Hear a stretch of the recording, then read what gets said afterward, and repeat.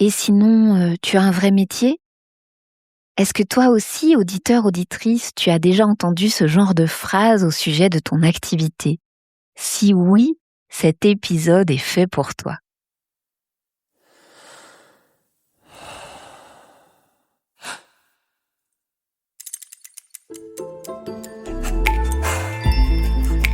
Transmettre.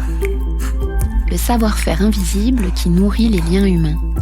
Bienvenue dans Pédagogie en mouvement, le podcast dédié aux professionnels du corps et du mouvement. Je suis Anne de Brilly, formatrice investie et grande passionnée par la pédagogie. Ici, nous explorons ensemble l'art de la transmission en alliant rigueur, créativité et expérience de terrain.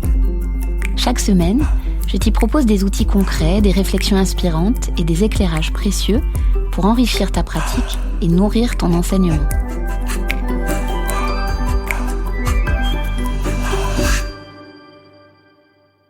Aujourd'hui, je lance un concours. Le concours des pires phrases, des dingueries absolues qu'on a déjà entendues au sujet de notre activité, de nos métiers, nous qui sommes professionnels du corps, du mouvement, de l'enseignement.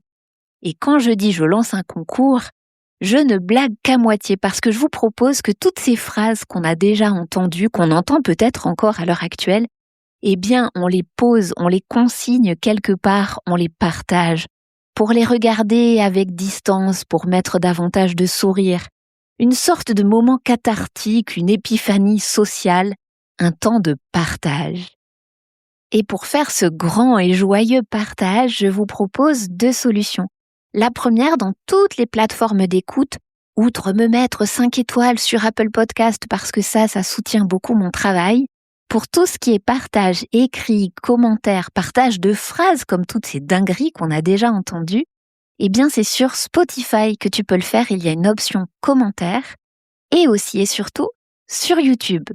Donc, hop, tu poses le téléphone, l'ordinateur à ton clavier pour partager les phrases, les dingueries que toi aussi tu as entendues. Et quand je dis tout ça, j'aimerais amener une précision, ce n'est pas pour juger les auteurs, autrices de ces phrases-là, qui sont bien plus souvent maladroites que réellement méchantes, et c'est de se rappeler aussi que, en tant qu'humain, humaine, on a tous et toutes des biais, des préjugés, notamment sur des domaines, sur des champs que l'on ne connaît pas. Et c'est aussi un rappel pour garder en tête le fait que, pour qu'il y ait une reconnaissance sociale de nos métiers, il faut qu'il y ait au préalable une connaissance de nos métiers. Je vous renvoie d'ailleurs vers l'épisode « Les mécanismes invisibles qui sabotent un projet ». J'y parlais de la reconnaissance. Elle ne peut venir que de la connaissance. Donc c'est aussi à nous de communiquer sur le fait que nos métiers sont faits de compétences qui s'apprennent. La pédagogie, ce n'est ni un trait de caractère, ni un seul et unique élan ou une bonne volonté, mais c'est tout un champ de compétences qui s'apprend, qui se travaille et qui se renouvelle toute une vie. C'est ça, la pédagogie. Mais pour l'heure, pour ce joyeux partage et pour qu'on garde un peu le sourire et de la distance, les 7 phrases que moi j'ai déjà entendues en étant professionnelle du mouvement.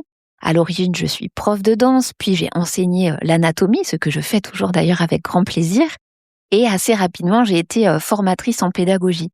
Et tous ces champs-là se sont croisés, mais dans tous les cas, j'ai entendu plein de phrases, plein de dingueries, je suis sûre que vous aussi, à commencer par « bien sûr » et sinon « tu as un vrai métier ». Comme si enseigner le mouvement, ce n'était pas un vrai métier.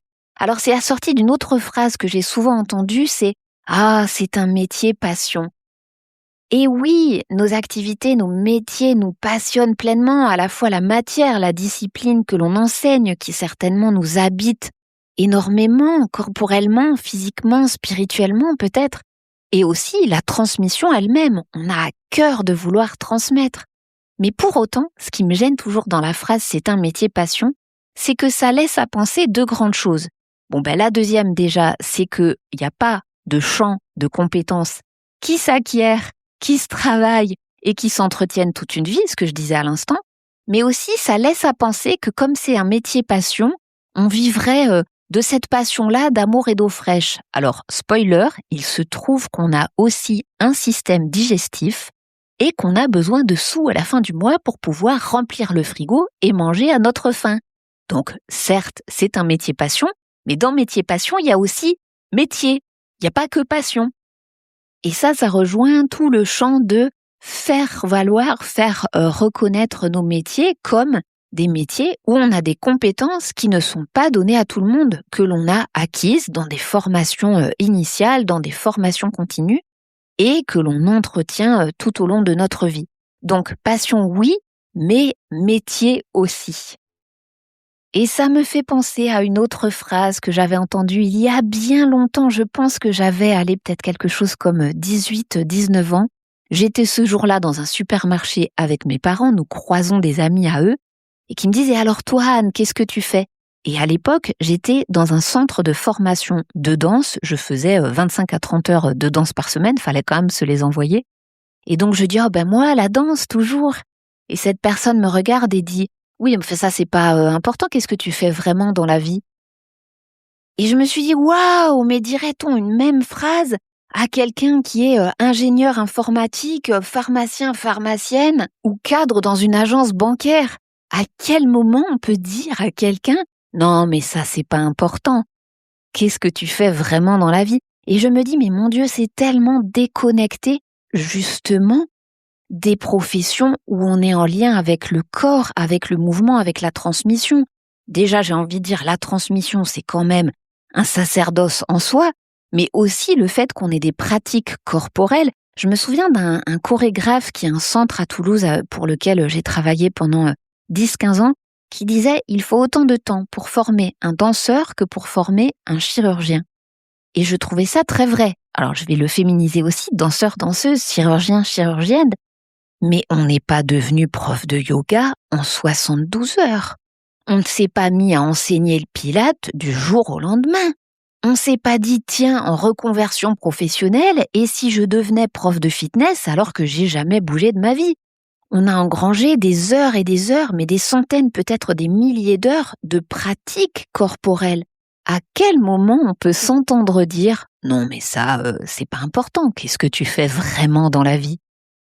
À cette époque-là, je m'étais même amusée à faire des réponses. Oui, je suis ingénieur informatique, mais ça, c'est pas important. Tu fais quoi vraiment dans la vie? Je sais pas, du macramé, de la natation synchronisée dans un bassin de 2 mètres avec des grenouilles. Je ne sais pas. Qu'est-ce qu'il faut répondre à cette phrase-là? C'est pas important dans la vie. Ce qui me permet au passage de rappeler que quand une personne parle de nous, souvent elle parle beaucoup plus d'elle que véritablement de nous. Allez, j'en ai d'autres, des phrases. À l'époque, pareil, où j'étais danseuse, toujours il y a un petit intérêt, le petit œil lubrique de la personne en face sur « Ah oui, tu es danseuse ?» Et là, maintenant, en général, je calme le jeu direct en disant « non, je suis entrepreneur. » Et c'est drôle, les gars, ça les fait débander direct. Il n'empêche que je suis persuadée que vous avez déjà entendu ça dépend un peu de la pratique que vous faites, mais c'est « alors, tu sais faire le grand écart ?» Et moi, j'ai toujours envie de répondre oui, et je sais aussi mettre mon olécrane dans un vomère. Alors, c'est une blague d'initié, il faut connaître un petit peu l'anatomie, mais ça ajoute un coup mental au coup dans le museau, puisqu'en fait, c'est mettre un coup de coude dans le nez. Mais il y a aussi d'autres phrases, j'ai envie de dire presque plus contemporaines, dans le vocabulaire, dans la façon de voir. Moi, pendant longtemps, je me suis entendue dire par un membre de ma famille « Non, mais ton métier, c'est de te rouler par terre en pyjama. » J'ai pas pu m'empêcher, petite punchline, de lui répondre « Oui, mais toi, tu fais partie du peuple des assis. » Parce que j'avoue que sa phrase, elle était drôle, mais elle m'avait quand même un peu piqué. Mais là encore, derrière la blague, on peut sentir que chez la personne, il n'y a non pas une réalité, mais en tout cas, une vérité, sa propre vérité qui est plaquée sur notre activité ou sur ce qu'elle pense de notre activité. Parce que oui, on peut être dans des tenues confortables, oui, on peut être avec des baskets ou pieds nus suivant ce que l'on enseigne. Et pour autant, ça ne retire pas notre expertise, nos compétences et le bagage immense que représentent les années de pratique que l'on a derrière nous. Allez, je continue avec d'autres phrases que j'ai moi-même véritablement entendues et je suis persuadée qu'au fil de l'épisode, il y en a que tu as toi-même entendu qui te reviennent. Pense surtout à les partager sur Spotify et sur YouTube. Et me vient d'ailleurs une idée, s'il y en a suffisamment, je pourrais cet été faire un épisode dédié en citant toutes les phrases que vous avez pu partager sur Spotify, sur YouTube, pourquoi pas sur les réseaux sociaux. Allez, une phrase plus récente dans un contexte entrepreneurial où je recevais moi-même un accompagnement par rapport à mon entreprise et où j'expliquais que, en fait, mes clients et clientes, des gens qui sont professionnels du mouvement, finissent leur journée à plus de 22 heures bien souvent. Et là, la personne qui était face à moi, qui est comptable de formation, m'a dit cette phrase, m'a dit « mais c'est pas normal du coup là de finir à 22 heures ». Je me suis dit « waouh, mais nos métiers en fait, ils sont pas connus du tout, du tout, du tout ». Et du coup, je m'en souviens, je vous avais questionné sur les réseaux sociaux et c'était très très drôle. Je me souviens de l'une d'entre vous qui avait dit « envoie-le-moi le gars, je vais lui raconter à quoi ressemblent mes journées ». Parce que je me dis « mais en fait, on commence bien souvent à travailler ». Alors ça dépend un peu du public que l'on a, est-ce qu'on a des enfants, des ados, des adultes, mais on commence une deuxième journée à partir de 16 ou 17 heures. Je sais qu'il y en a certaines d'entre vous qui enseignent aussi en journée, sur des matinées, pendant midi, pour des personnes actives. En général, là, on a un petit peu plus un creux potentiellement, c'est dans l'après-midi. Encore que si on travaille dans une salle de sport, une salle de fitness, on peut avoir des créneaux pris tout le temps. Si on est coach sportif, si on donne des cours ou des séances à domicile, on peut avoir un emploi du temps qui est full, mais qui est full aussi de 17h à 22h, parce qu'on commence ou qu'on continue à donner des cours. Pour des personnes qui travaillent par exemple avec des enfants, des ados, on sait que le mercredi après-midi et le samedi toute la journée, on enchaîne des cours à n'en plus finir. Et cette phrase-là, je la trouvais un peu dingue, parce que je me suis dit, waouh, mais en fait, on n'a vraiment pas du tout les mêmes vies, et on ne connaît pas nos vies respectives pour penser que finir à 22h, c'était surprenant. Mais c'est monnaie courante dans nos métiers. Et vous voyez bien que ce que je suis en train de mentionner, ça rejoint ce que j'expliquais au tout début de l'épisode et qui est vraiment un credo pour moi, c'est que la reconnaissance sociale de nos métiers ne viendra que s'il y a une connaissance de nos métiers, à la fois dans ce que ça représente en termes de logistique, mais aussi bien sûr en termes de compétences, de pédagogie, de savoir, de savoir-faire. Et ça m'amène à une dernière phrase un peu pépite, celle-là, qui est « mais ce que tu fais, tout le monde peut le faire ». Alors, je suis partagée par rapport à cette phrase, parce que quand une personne A regarde une personne B faire son métier et se dit « c'est facile », en général, c'est témoin de quoi? C'est témoin de l'expérience et de l'expertise de la personne B qui sait tellement bien faire son métier, peu importe que ça soit de la gestion comptable dans des tableaux Excel ou d'assurer 5 pirouettes sur scène, il n'empêche que si ça a l'air facile, c'est que la personne, elle a de la bouteille, c'est que la personne, elle a rudement de savoir-faire et suffisamment pour pouvoir gommer tout ce qui a été de l'ordre de l'apprentissage technique. Mais que la personne A, en voyant la personne B, se dise ça a l'air facile, c'est une chose. Mais c'est pas la même de dire tout le monde peut le faire.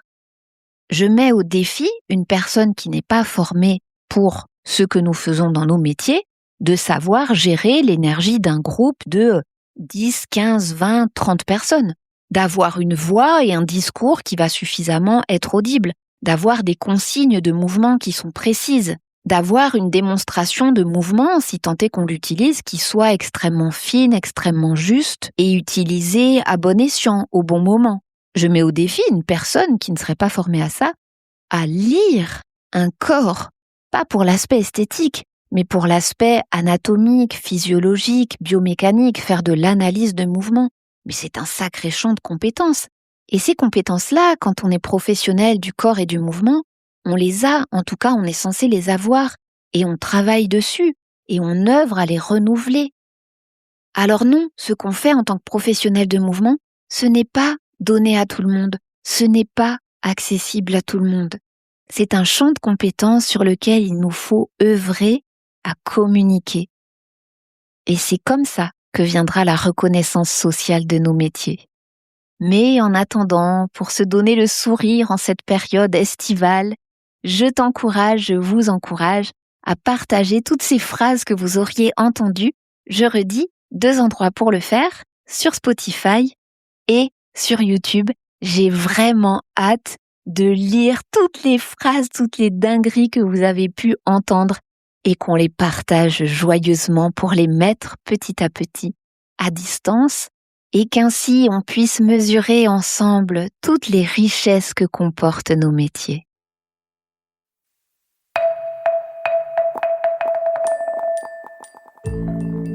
Merci infiniment pour ton écoute.